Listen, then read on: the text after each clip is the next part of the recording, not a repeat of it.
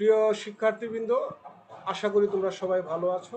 আমি মোহাম্মদ শাহজাহান, সহযোগী অধ্যাপক, পদার্থবিজ্ঞান বিভাগ, সরকারি বিজ্ঞান কলেজ, তেজগাঁও, ঢাকা। আজকে আমি তোমাদেরকে পদার্থবিজ্ঞান প্রথম পত্রের গতিবিদ্যা অধ্যায়টি তৃতীয় ক্লাসে ঢুকছি। আশা করি ততক্ষণ আমরা একসাথেই থাকব। গত দুইটি ক্লাসে আমরা অনুভূমিক পথে গতিশীল বস্তুর সাথে সম্পৃক্ত বিভিন্ন প্যারামিটার, যেমন দূরত্ব, সরণ, দ্রুতি, বেগ, ত্বরণ, মন্দন, সমত্বরণ, অসমত্বরণ, সমবেগ, অসমবেগ, তাৎক্ষণিক বেগ ইত্যাদি নিয়ে আলোচনা করেছি এবং ওই প্যারামিটারগুলো দ্বারা, অর্থাৎ শেষ বেগ, আদিবেগ, ত্বরণ, সময়, দূরত্ব বা সরণ, আমরা কিছু গতির সমীকরণ নিয়েও আলোচনা করেছি, যে সমীকরণগুলি আমাদের সামনে প্রথম নিয়ে আসেন মহান বিজ্ঞানী নিউটন। এই সমীকরণগুলি বেসিক্যালি অনুভূমিক পথে গতিশীল বস্তুর গতীয় অবস্থা ব্যাখ্যা করার জন্য আমরা ব্যবহার করে থাকি। এই সমীকরণগুলি আমরা এখানে স্লাইডের মাধ্যমে উপস্থাপন করেছি। যেমন ভি ইকুয়াল ইউ প্লাস এটি, এই সমীকরণটিকে আমরা চিহ্নিত করে থাকি বেগের সমীকরণ হিসাবে। S equal UT plus half a t square, এই সমীকরণটিকে আমরা ব্যবহার করে থাকি গতিশীল বস্তুর সরণ নির্ণয়ের জন্য। এই জন্য একে বলা হয় সরণের সমীকরণ। V square equal you square plus 2as, এই সমীকরণটি আমরা ব্যবহার করে থাকি গতিশীল বস্তু গতির দিকে অথবা গতির বিপরীত দিকে যদি কোনো বাহ্যিক বল প্রয়োগ করা হয়, এই বল প্রয়োগের ফলে বস্তুর মধ্যে যে বেগের পরিবর্তন হয়, এই বেগ পরিবর্তনের কারণে তার মধ্যে যে ত্বরণ অথবা মন্দন সৃষ্টি হয়, সেই ত্বরণ বা মন্দন নির্ণয় করার জন্য এই জন্য এই সমীকরণটিকে আমরা বলে থাকি ত্বরণের সমীকরণ। এই সমীকরণগুলি গতিশীল অনুভূমিক পথে গতিশীল একটা বস্তু যার আদিবেগ ইউ, বস্তুটি এ সমতরণে গতিশীল, সময় অতিবাহিত হওয়ার পর সে একটা নির্দিষ্ট দূরত্ব বা সরণ অতিক্রম করবে, নির্দিষ্ট সময় পর তার একটা বেগ অর্জিত হবে। এই প্যারামিটারগুলো দ্বারা বিজ্ঞানী নিউটন যে সমীকরণগুলি প্রতিষ্ঠিত করেন, সেই সমীকরণগুলিকে আমরা বলে থাকি নিউটনের গতির সমীকরণ। উদাহরণ হিসাবে আমরা নিতে পারি, যেমন একটি বাস যখন সমতরণে চলে, বা একজন ব্যক্তি যখন গতিশীল থাকে, অথবা একটা মোটর সাইকেল যখন চলে, তখন তার বেগের সমীকরণ, তার বেগ নির্ণয় করা, এই ব্যক্তিটি কতটুকু দূরত্ব অতিক্রম করলো সেই দূরত্ব নির্ণয় করা, এই বস্তুটির বা ব্যক্তিটির ত্বরণ নির্ণয় করা, এই সমস্ত ক্ষেত্রে আমরা এই গতীয় সমীকরণগুলি ব্যবহার করে থাকি। এই সমীকরণগুলির উল্লেখযোগ্য যে একটি বৈশিষ্ট্য, সেই বৈশিষ্ট্য হচ্ছে, তোমরা লক্ষ্য করলেই দেখবে যে একমাত্র টি ব্যতীত, অর্থাৎ সময় ব্যতীত এই সমীকরণগুলিতে ব্যবহৃত যে অন্যান্য প্যারামিটার, যেমন শেষ বেগ ভি, আদি বেগ ইউ, এস মানে ডিসপ্লেসমেন্ট বা সরণ, এ মানে হচ্ছে ত্বরণ বা অ্যাক্সিলারেশন, এই সবগুলো প্যারামিটারই হচ্ছে ভেক্টর রাশি। এরা সবই হচ্ছে ভেক্টর রাশি, একমাত্র স্কেলার রাশি হচ্ছে টি। তো আমরা যখন অনুভূমিক পথে কোনো গতিশীল বস্তুর গতীয় অবস্থা বিশ্লেষণ করি, তখন বস্তুর সরণ যেদিকে হয়, বেগ সেদিকেই সম্পন্ন হয়, অর্থাৎ বেগের পরিবর্তন সেদিকেই হয়। বেগের পরিবর্তন যেদিকে হয়, ত্বরণও একই দিকে সংঘটিত হয়। যে কারণে এই গতীয় সমীকরণ প্রতিপাদনের সময় আমরা ইউ, ভি, এ এবং এস এদের দিক নিয়ে আলোচনা করি না, লক্ষ্য করো এই চিত্রের মধ্যে অনুভূমিক পথে একটা গতিশীল বস্তু, তার আদি বেগের দিক যেদিকে, তার শেষ বেগের দিক সেদিকে, তার সরণ আদি অবস্থান থেকে শেষ অবস্থানের দিকে, এবং বেগের পরিবর্তনের ফলে যে ত্বরণ, সেই ত্বরণের দিকও বেগের দিকেই সংগঠিত হয়। যে কারণে এই সমীকরণগুলিতে আমরা ভেক্টরের দিক অথবা ভেক্টর রাশিগুলোর দিক নিয়ে আমাদের আলোচনা করার প্রয়োজন পড়ে না। এই সমীকরণগুলিকে আমরা যখন উলম্ব পথে গতিশীল বস্তু অর্থাৎ ওয়াই অক্ষ বরাবর অথবা খাড়া অক্ষ বরাবর, ওয়াই অক্ষ বরাবর ব্যবহার করতে চাই, তখন কিন্তু তার যে সাথে সংশ্লিষ্ট অর্থাৎ গতিশীল বস্তুর সাথে সংশ্লিষ্ট যে বিভিন্ন parameter u, v, a, s, এদের দিক নির্ধারণ করা খুবই প্রয়োজন হয়ে ওঠে। অনুভূমিক পথে গতিশীল বস্তুর উদাহরণ আমরা বলেছি একটি বাস চলা, একজন ব্যক্তির দৌড়ানো, একটি মোটর সাইকেল চলা, সবই অনুভূমিক পথে।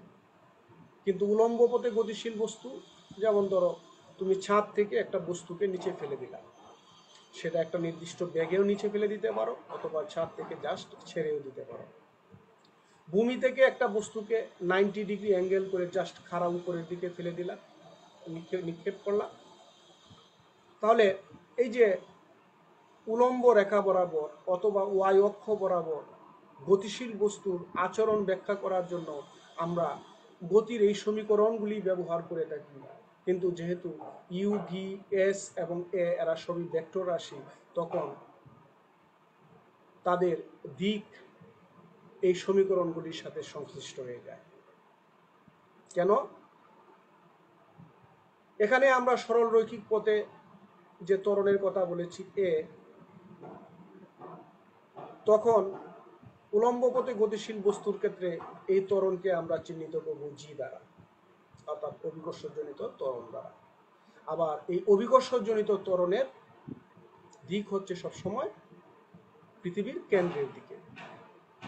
অর্থাৎ তুমি যদি একটা বস্তুকে ছাদ থেকে ছেড়ে দাও অথবা নিক্ষেপ করো, অথবা ভূমি থেকে উপরের দিকে একটা নির্দিষ্ট বেগে নিক্ষেপ করো, এই যে এটা হলো, আমি যদি একটা বস্তুকে ভূমি থেকে উপরের দিকে নিক্ষেপ করি, তার যে প্যারামিটার আদি বেগ ইউ, অভিকর্ষজনিত ত্বরণ জি, তার যে সরণ এইচ, তার যে ভি, লক্ষ্য করো ইউকে আমি নিক্ষেপ করতেছি উপরে, অর্থাৎ ইউ এর দিক হচ্ছে উপরের দিকে, সরণ অর্থাৎ যাকে আমরা এস দ্বারা চিহ্নিত করেছিলাম উলম্ব গতির ক্ষেত্রে, এই সরণকে আমরা এইচ দ্বারা চিহ্নিত করব,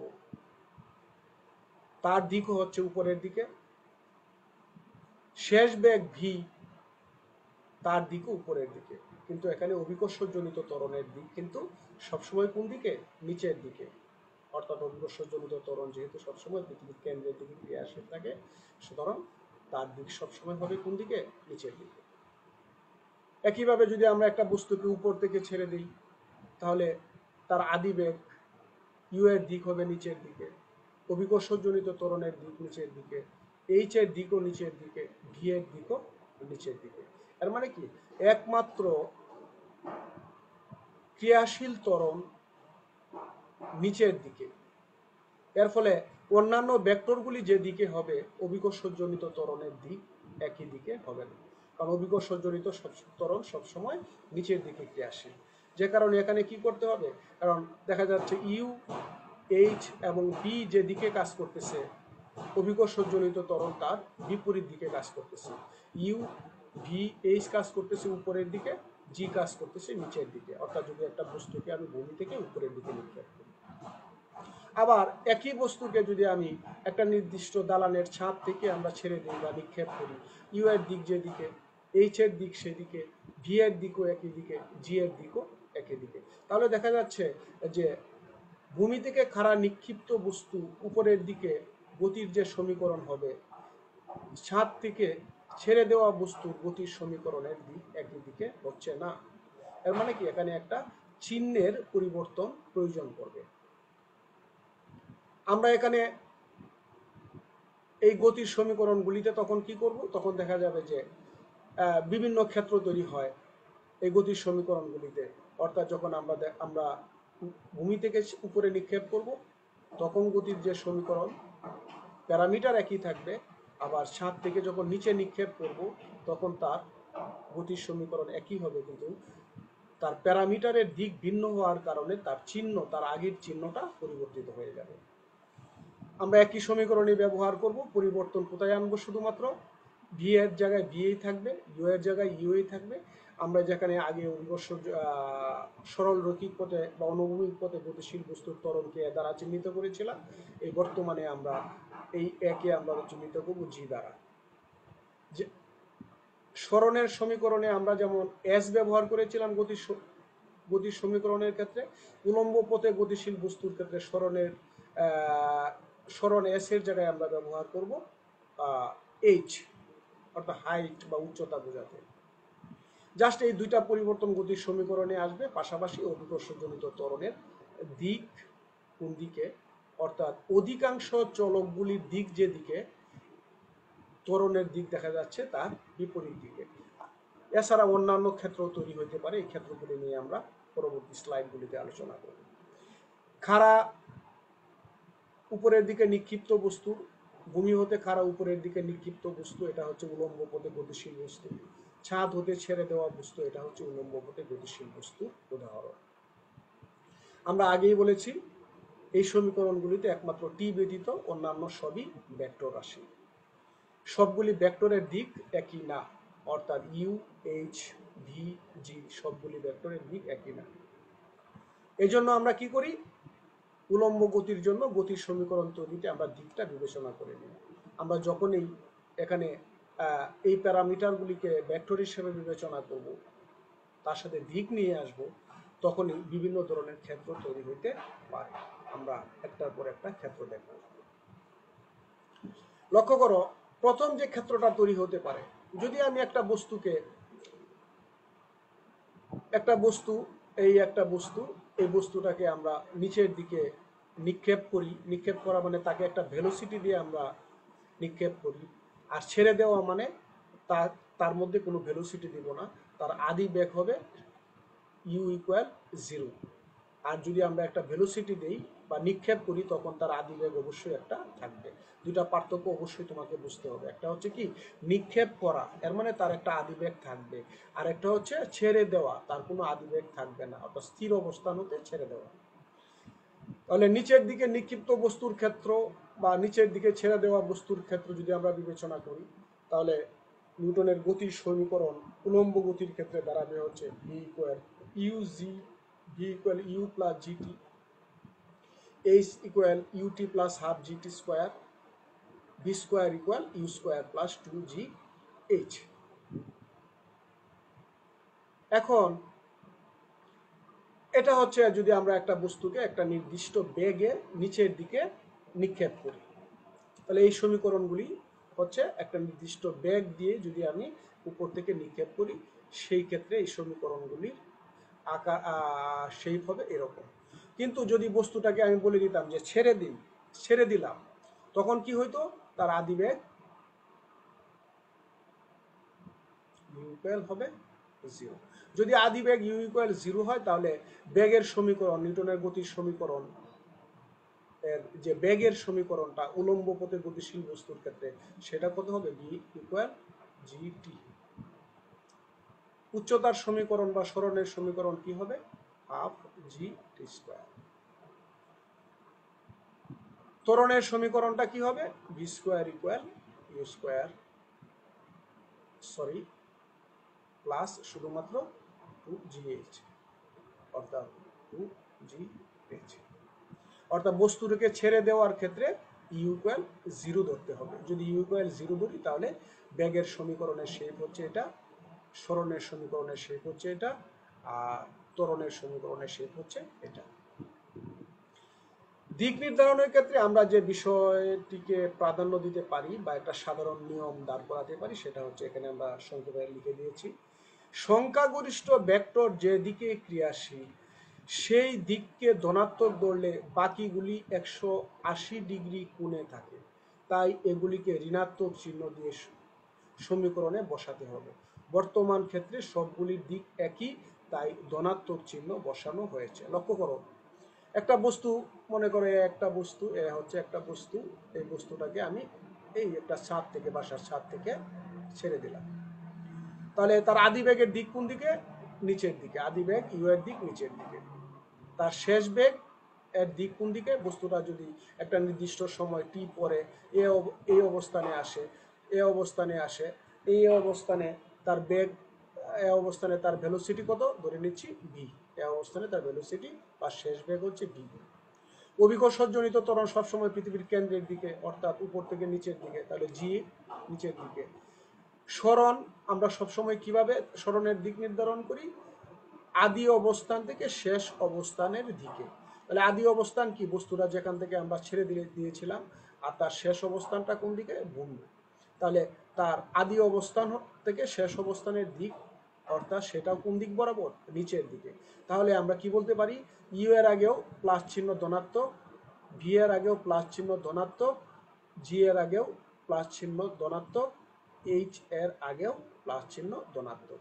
তাহলে সবগুলি যদি আমি ধনাত্মক চিহ্ন ব্যবহার, তাহলে দেখা যাচ্ছে যে উপর থেকে নিক্ষিপ্ত বস্তু অথবা ছেড়ে দেওয়া বস্তুর ক্ষেত্রে গতির সমীকরণে ব্যবহৃত সমস্ত parameter u, v, g, h সবগুলি হচ্ছে পজিটিভ বা ধনাত্মক। তাই আমরা এই সমীকরণে কোনো পরিবর্তন আনতে পারি নাই। ক্লিয়ার?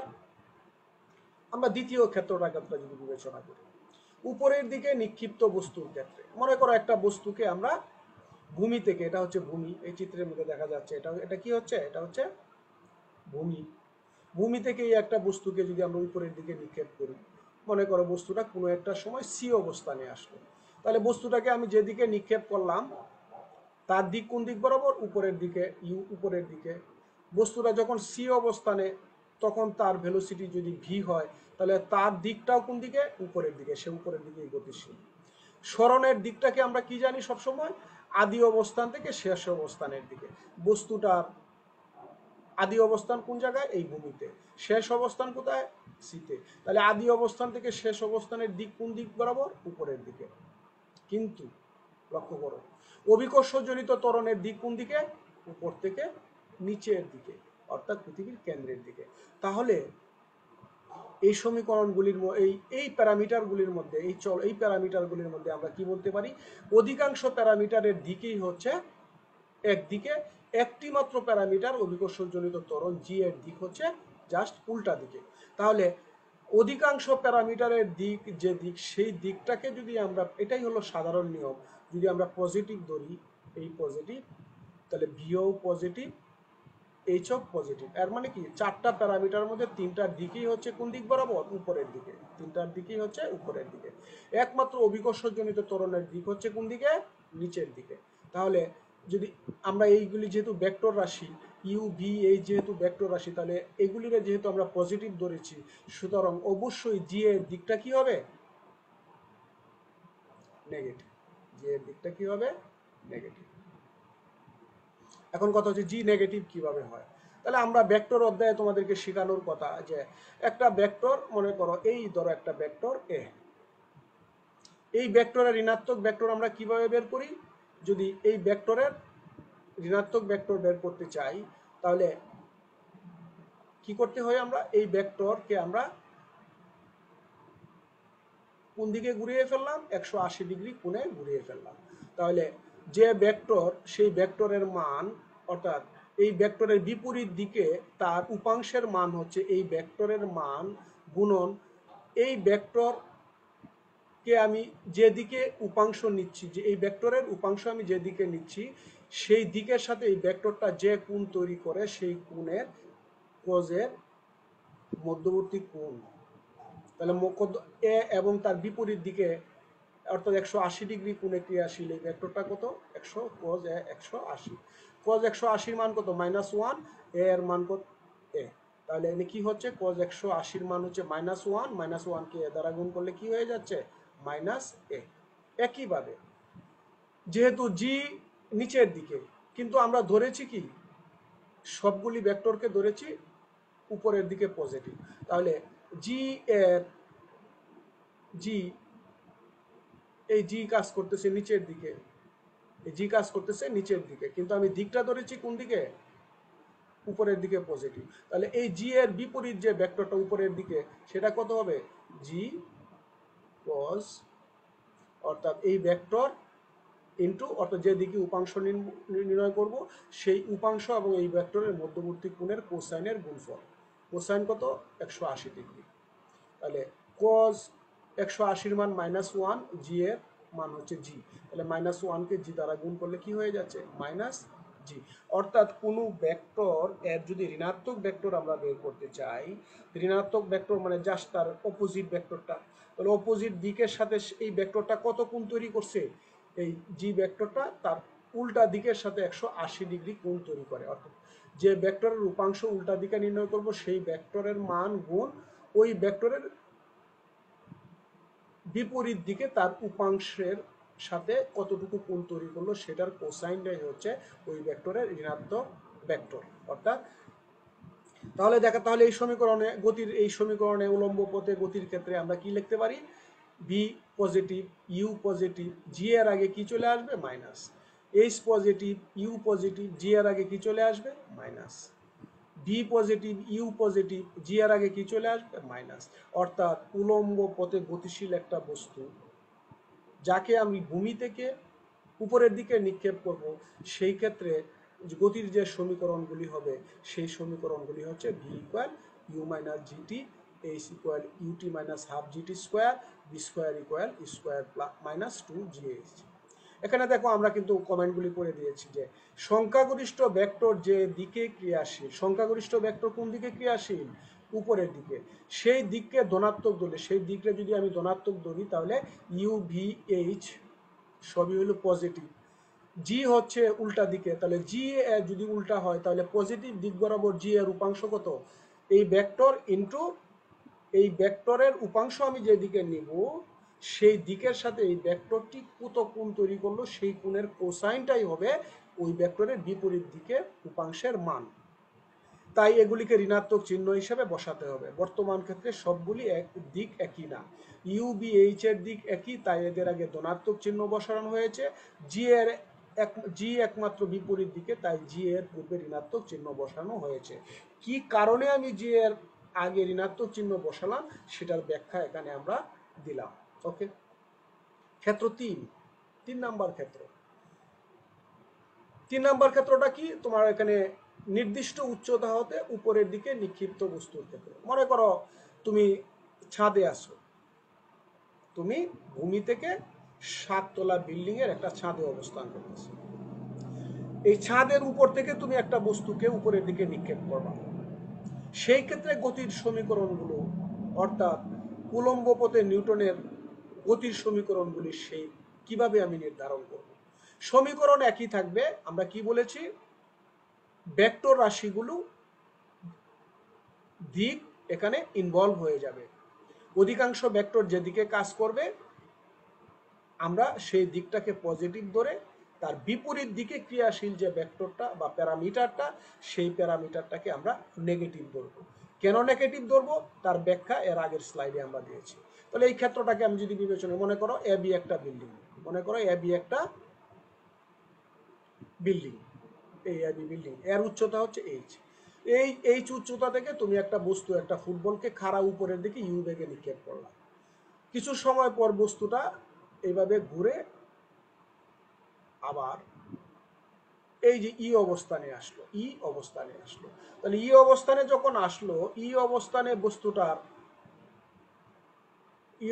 বস্তুটার বেগকে আমরা যদি ভি দ্বারা চিহ্নিত করি, তাহলে আমরা চিহ্নগুলি, অর্থাৎ এই প্যারামিটারগুলির আগের যে চিহ্নগুলি তার পূর্বে কি কি চিহ্ন কিভাবে আসবে এটা আমরা দেখতে চাই। লক্ষ্য করো, ইউ ইউকে তুমি উপরের দিকে নিক্ষেপ করেছো। ওকে, অভিকর্ষজনিত ত্বরণের দিক কোন দিকে, নিচের দিকে। অভিকর্ষজনিত ত্বরণ সবসময় কোন দিকে, নিচের দিকে। আচ্ছা, বস্তুটাকে তুমি উপরের দিকে নিক্ষেপ করেছো ঠিকই, কিন্তু একটা নির্দিষ্ট সময় পরে এই যে উচ্চতা থেকে তুমি নিক্ষেপ করেছিলে সেই উচ্চতা থেকেও, সেই উচ্চতা কোনটা, এই যে এই পর্যন্ত, এই উচ্চতা থেকেও বস্তুটা এই পরিমাণ নিচে নেমে আসলো। তাহলে তার সরণের দিকটা আসলে কোন দিকে? আমরা কি জানি সরণের দিক সবসময় আদি অবস্থান থেকে শেষ অবস্থানের দিকে। বস্তু যে পথেই ঘুরে আসুক না কেন তার সরণের দিক হবে আদি অবস্থান থেকে শেষ অবস্থানের দিকে। এটা যদি তার আদি অবস্থা, এটা তার আদি অবস্থান, আর তার শেষ অবস্থান কোনটা? এদিকে। এর মানে কি এইচ এর দিকটাও নিচের দিকে, জি এর দিকও নিচের দিকে, এইচ এর দিকও নিচের দিকে। আচ্ছা, বস্তুটা যখন ই অবস্থানে তার বেগ কত? ভি। তার দিক কোন দিকে? তার দিকও নিচের দিকে। তাহলে আমরা কি বলতে পারি? তাহলে আমরা বলতে পারি সংখ্যাগরিষ্ঠ বা অধিকাংশ ভেক্টরের দিক হচ্ছে নিচের দিকে। তাহলে আমরা এই ক্ষেত্রে নিচের দিকটারে আমরা ধরলাম পজিটিভ। এইচ জি এর আগে পজিটিভ, এইচ এর আগে পজিটিভ, বি এর আগে পজিটিভ। কিন্তু লক্ষ্য করো আমরা বস্তুটাকে আদি অবস্থান থেকে নিক্ষেপ করেছিলাম কোন দিকে? উপরের দিকে। এর মানে কি অধিকাংশ ভেক্টর যে দিকে আছে ইউ এর ইউ ভেক্টরটার দিক আসলে সেই দিকে নাই। তাহলে তার আগে আমরা কি বসাবো? মাইনাস। তাহলে আমরা গতির সমীকরণে, নিউটনের গতির সমীকরণে যদি আমরা এই চিহ্নগুলি বসিয়ে দিই তাহলে কি দাঁড়াচ্ছে? বেগের সমীকরণটা দাঁড়াচ্ছে v equal minus u plus g t. V v positive, minus u negative, g positive, h h কি পজিটিভ, ইউ কি মাইনাস ইউ, টি এর তো কোনো দিকেই নাই, জি কি পজিটিভ কারণ উপর থেকে নিচের দিকে, নিচের দিকে আমরা পজিটিভ ধরেছি। বি স্কোয়ার কোন দিকে? নিচের দিকে। ইউ স্কোয়ার কোন দিকে? লক্ষ্য করো ইউ মানে কি মাইনাস ইউ ছিল, মাইনাস ইউ, মাইনাস ইউকে যদি আমরা স্কোয়ার করি তাহলে কি হয়? U square. তার মানে এখানে কি হবে? মাইনাস ইউ এর পরিবর্তে মাইনাস ইউ স্কোয়ার করলে ইউ স্কোয়ার হচ্ছে, সুতরাং সমীকরণটা কি দাঁড়াচ্ছে? V square equal you square plus two g h. এটাকে আমরা বলতেছি ত্বরণের সমীকরণ। এই সমীকরণগুলি হলো নিউটনের গতির সমীকরণ। ক্লিয়ার? তাহলে এই যে আমরা তিনটা ক্ষেত্র আমরা কেন আমরা এইগুলি আলোচনা করলাম? এই জন্য আলোচনা করলাম আমরা পরবর্তী ক্লাসটা করাবো হচ্ছে তোমার প্রক্ষেপক বা প্রাস বা প্রজেক্টাইলের উপরে। প্রজেক্টাইল অথবা প্রাস বা প্রক্ষেপক একটা দ্বিমাত্রিক গতির উদাহরণ। তাহলে দ্বিমাত্রিক বলতে কি? তার একটা এক্স অক্ষ বরাবর একটা দিক থাকবে, ওয়াই অক্ষ বরাবর একটা দিক থাকবে। অর্থাৎ প্রাসের বৈশিষ্ট্য বা তার চরিত্র বিশ্লেষণ করতে যে আমাদের দুইটা দিক অর্থাৎ দিক সম্পর্কে আমাদের ধারণা থাকতে হবে। অনুভূমিক পথে গতিশীল বস্তুর ক্ষেত্রে আমরা যে সূত্র ব্যবহার করি এই সূত্রে কোনো পরিবর্তন হচ্ছে না। কিন্তু আমরা দেখলাম, এইমাত্র আমরা দেখলাম যে একটা বস্তু যখন উলম্ব পথে বা ওয়াই অক্ষ বরাবর অথবা খাড়া বরাবর গতিশীল থাকে তখন তার গতির সমীকরণগুলি একই রকম থাকে না। তার সাথে সংশ্লিষ্ট যে বিভিন্ন প্যারামিটার জি এইচ এর মানগুলো, এর দিকগুলো পরিবর্তিত হয়ে যায়। তাহলে আমরা কি বলছি? সংখ্যাগরিষ্ঠ ভেক্টর যেদিকে ক্রিয়াশীল সেই দিকে ধনাত্মক ধরলে একই কথা আমরা বারবার এনে নিয়ে আসছি। তাহলে দেখা যাচ্ছে যে তিনটা ক্ষেত্র আমরা চিহ্নিত করলাম। একটা হচ্ছে একটা বস্তুকে যদি একটা নির্দিষ্ট উচ্চতা থেকে খাড়া নিচের দিকে আমরা ছেড়ে দিই বা নিক্ষেপ করি সেই ক্ষেত্রে গতির সমীকরণ একরকম। যখন আমরা একটা বস্তুকে ভূমি থেকে খাড়া উপরের দিকে নিক্ষেপ করি গতির সমীকরণেই আমরা ব্যবহার করব, কিন্তু তার চিহ্নগুলি পরিবর্তন হয়ে যায়। আবার একটা বস্তুকে একটা নির্দিষ্ট উচ্চতা থেকে যদি উপরের দিকে নিক্ষেপ করি, হ্যাঁ, তাহলেও তার যে গতির যে সমীকরণ সেই সমীকরণগুলি পরিবর্তিত হয়ে যায়। কিভাবে পরিবর্তিত হয় এবং পরিবর্তিত হয়ে কি রূপ ধারণ করে আমরা এই স্লাইডের মাধ্যমে তুলে ধরার চেষ্টা করেছি। আমরা যে কথাটি বলতেছিলাম সেই কথাটি হচ্ছে যে আসলে আমরা কি পড়াচ্ছি, আমরা আমাদের মূল টার্গেট হচ্ছে প্রাস বা প্রক্ষেপকের গতি বিশ্লেষণ করা, প্রক্ষেপক নিয়ে আলোচনা করা। প্রক্ষেপকের গতি দ্বিমাত্রিক গতি অর্থাৎ অনুভূমিক গতি এবং উলম্ব গতি, এই দুই প্রকারের গতি নিয়ে একটা প্রক্ষেপকের গতি তৈরি হয়, যে কারণে আমরা তার দিকগুলো এখানে আলোচনা করে নিলাম। আমাদের মেইন টার্গেট হচ্ছে প্রক্ষেপকের দিকে যাওয়া। পরবর্তী ক্লাসে তোমাদেরকে আমি এগুলো করাবো। এখন আমরা এই যে প্রবলেমগুলি সলভ করলাম, এই প্রবলেমগুলি এই যে ক্ষেত্রগুলি চিহ্নিত করলাম এই ক্ষেত্রগুলির সাথে সংশ্লিষ্ট দু একটি গাণিতিক প্রবলেম সলভ করতে চাই। যেমন এখানে তোমাকে কি বলে দেওয়া হয়েছে? একটি বস্তুকে 30 মিটার পার সেকেন্ড বেগে খাড়া উপরের দিকে নিক্ষেপ করা হলো।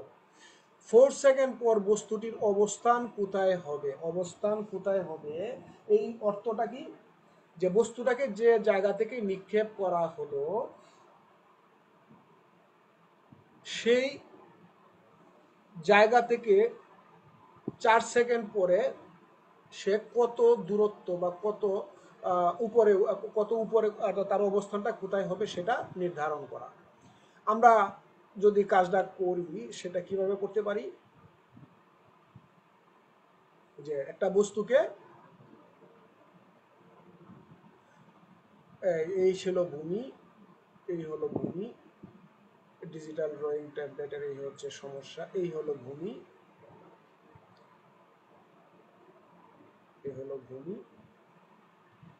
ভূমি থেকে একটা বস্তুকে আমি কি করেছি, একটি বস্তুকে 30 মিটার পার সেকেন্ড বেগে খাড়া উপরের দিকে নিক্ষেপ করেছি, খাড়া উপরের দিকে নিক্ষেপ করেছি।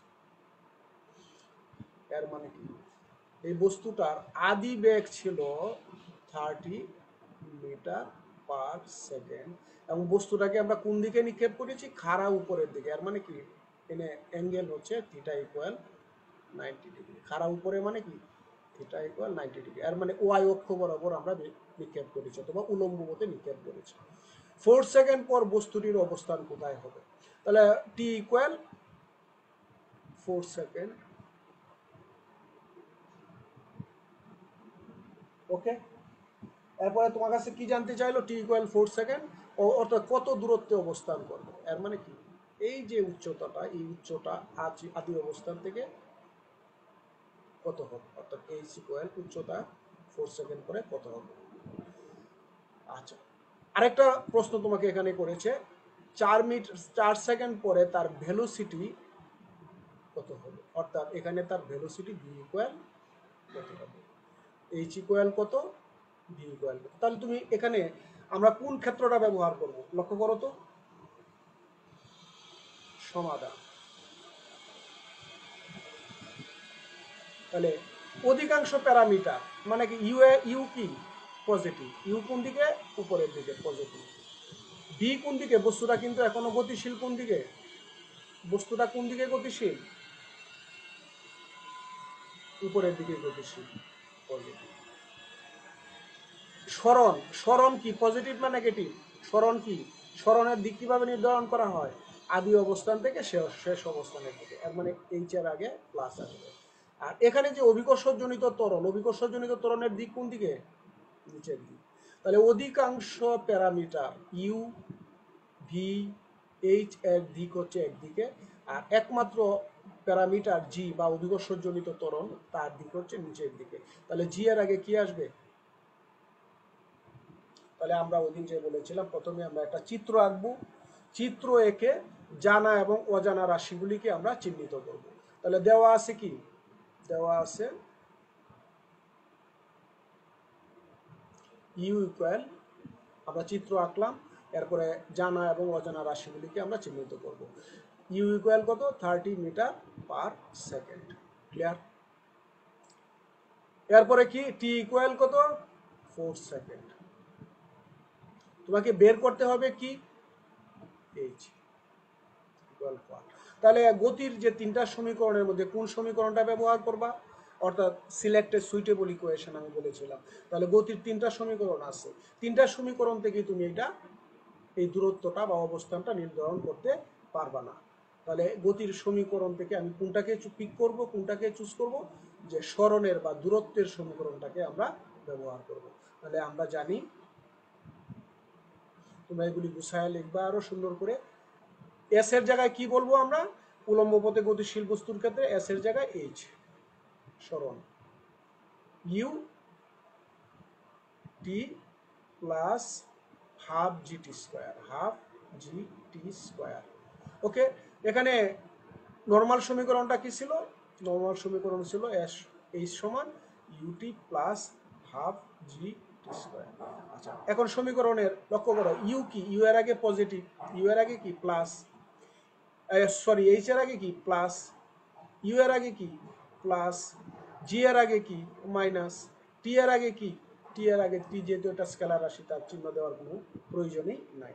তাহলে আমরা সমীকরণ পেয়ে গেলাম, অর্থাৎ এই সমীকরণে ব্যবহৃত বিভিন্ন চলক বা প্যারামিটারের দিকগুলি পেয়ে গেলাম। ইউ কত 30, টি কত 4 মাইনাস হাফ, জি এর মান কত,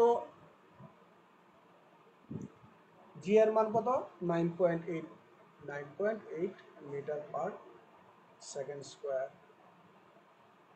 আর টি এর মান কত 4 স্কোয়ার। তোমরা এককগুলি এখন দিলেও পারো, এককগুলি পরে দিলেও হয়, অসুবিধা নেই। তুমি ইচ্ছা করলে এখানে একক দিতেও পারো, এই সমীকরণের মধ্যেও ব্যবহার করতে পারো, ইচ্ছা করলে তুমি একবারেও তুমি এককগুলি ব্যবহার করতে পারো, এটার কোনো নির্দিষ্ট নিয়ম নাই। এটাকে আমরা যদি ক্যালকুলেশন করি, ক্যালকুলেশন করলে আমি ফাইনালি যা পাবো সেটা হচ্ছে 41.6 মিটার। ক্লিয়ার? এর মানে কি, এটার উত্তরটা কি হবে, একটা বস্তুকে আমি যদি খাড়া উপরের দিকে ইউ সমান 30 মিটার পার সেকেন্ড বেগে নিক্ষেপ করি, 4 সেকেন্ড পরে বস্তুটা তার আদি অবস্থান থেকে 41.6 মিটার দূরত্বে অবস্থান করবে। অর্থাৎ আদি অবস্থান থেকে বস্তুর দূরত্ব হবে বা বস্তুটার অবস্থান হবে 41.6 মিটার দূরত্ব। এটা গেল তোমার 1 নাম্বার প্রবলেমের সলিউশন। 2 নাম্বার প্রবলেমের সলিউশন তোমাকে কি বলছে, যে 4 সেকেন্ড পর বস্তুটির বেগ কত। ধরে নাও 4 সেকেন্ড পর বস্তুটা কোথায় আসলো, এই যে এই অবস্থানে আসলো। এই অবস্থানে ভেলোসিটি শেষ বেগ, এই অবস্থানে কোন বেগ, শেষ বেগ। শেষ বেগ নির্ণয় করতে তোমাকে বলছে। তাই একইভাবে তুমি এখানে বি এর দিক কোন দিকে, এখনো কিন্তু সে উপরের দিকে গতিশীল আছে। আচ্ছা, তার আদি বেগের দিক কোন দিকে, উপরের দিকে। অভিকর্ষজনিত ত্বরণের দিক কোন দিকে, নিচের দিকে। তাহলে ইউ এর আগেও প্লাস, ভি এর আগেও প্লাস, মাইনাস জি এর আগেও প্লাস। তাহলে আমরা চিহ্নিত করে ফেললাম ইউ, মানে এখানে আমরা যদি বলি u plus h plus g minus, এই তো বিষয়গুলো। এইগুলি কিন্তু খুবই গুরুত্বপূর্ণ বিষয়, তোমরা কিন্তু এই জায়গাগুলিতে সমস্যা করো। তাহলে আমরা গতির সমীকরণ কি জানি, এখানে কোন সমীকরণটা আমরা সেট করব, 4 সেকেন্ড পর বস্তুটির বেগ কত, তার মানে তোমাকে শেষ বেগ নির্ণয় করতে বলছে। বেগ, শেষ বেগ। শেষ বেগের সমীকরণ কি বা বেগের সমীকরণ কি, বি ইকুয়াল ইউ প্লাস এর জায়গায় জিটি। এখন চিহ্ন তুমি কি ব্যবহার করবা, বি এর জায়গায় বি হচ্ছে কি প্লাস, ইউ কি প্লাস, জি কি মাইনাস। তাহলে এখানে যে সমীকরণটা পাই সেটা কি হবে, আমরা জানি বি ইকুয়াল ইউ মাইনাস জি টি। তাহলে শেষ বেগ বি বের করতে বলছে তোমাকে। তাহলে ইউ এর মান কত, 30, জি এর মান কত, 9.8, টি এর মান কত, 4। তাহলে তোমার শেষ বেগ কত হবে,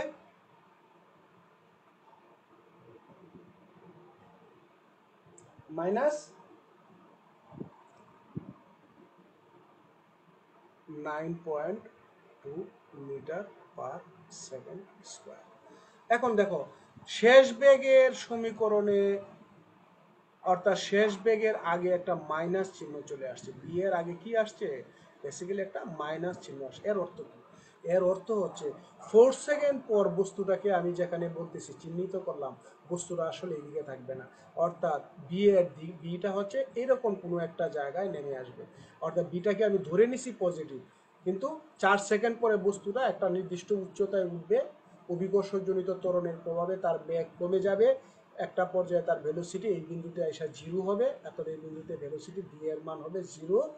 এরপরে বস্তুটা কি নিচের দিকে নেমে এই জায়গায় চলে আসবে। অর্থাৎ এখানকার ভেলোসিটি হচ্ছে মাইনাস 9.2 মিটার পার সেকেন্ড।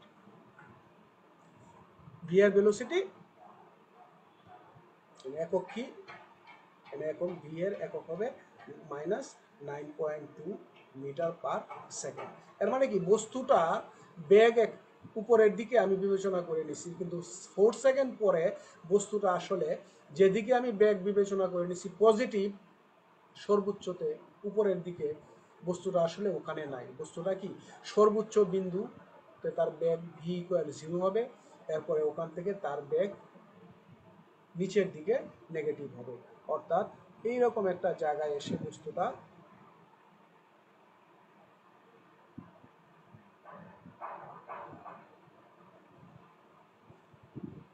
এখানে তার বেগ ভি ইকুয়াল 0, বস্তুটা এই জিরো থেকে এখানে আসবে।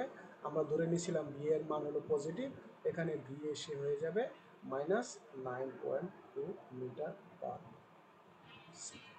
অর্থাৎ 4 সেকেন্ড পর পর বস্তুটা তার আদি তার যে আদি বেগের যে দিকটা ছিল সেই দিকের উল্টা দিকে বস্তুটা কোনো একটা বিন্দুতে এসে অবস্থান করবে, অর্থাৎ বস্তুটার তখন অবস্থান হবে কোথায়, এখানে। লক্ষ্য করো তাহলে আমরা গতির সমীকরণ নিয়ে এই পর্যন্তই খুব অল্প পরিসরে আলোচনা করলাম। আমরা প্রক্ষেপক বা প্রাসের সমীকরণ আমরা যখন নির্ধারণ করব, প্রাসের গতির বিভিন্ন প্যারামিটার নিয়ে আলোচনা করব, যে সর্বোচ্চ উচ্চতা, ভ্রমণকাল, সর্বোচ্চ উচ্চতায় ওঠার সময়, অনুভূমিক দূরত্ব, অনুভূমিক পথে সর্বোচ্চ দূরত্ব নির্ণয়, এগুলি যখন আলোচনা করব তখন আমাদের এই দিকগুলো কাজে লাগবে। তোমরা এর মধ্যে এই সংক্রান্ত নিউটনের গতির, অনুভূমিক পথে গতিশীল বস্তু এবং উলম্ব পথে গতিশীল বস্তু গতীয় অবস্থায় যে গতির সমীকরণগুলি পাই, এই গতির সমীকরণগুলির সাথে সংশ্লিষ্ট যে বিভিন্ন গাণিতিক প্রবলেম আছে সেই প্রবলেমগুলি ইতিমধ্যে তোমরা সলভ করে নিবে, কারণ আমরা পাশের প্রবলেম যখন করবো এটা তোমাদের জন্য সম্পূর্ণ নতুন একটা বিষয়। এই দিকগুলির সাথে যদি তোমাদের খুব ভালো পরিচয় না থাকে এই প্রবলেমগুলি সলভ করা খুব কঠিন হবে। ততক্ষণ তোমরা সবাই ভালো থাকবে। আল্লাহ হাফিজ।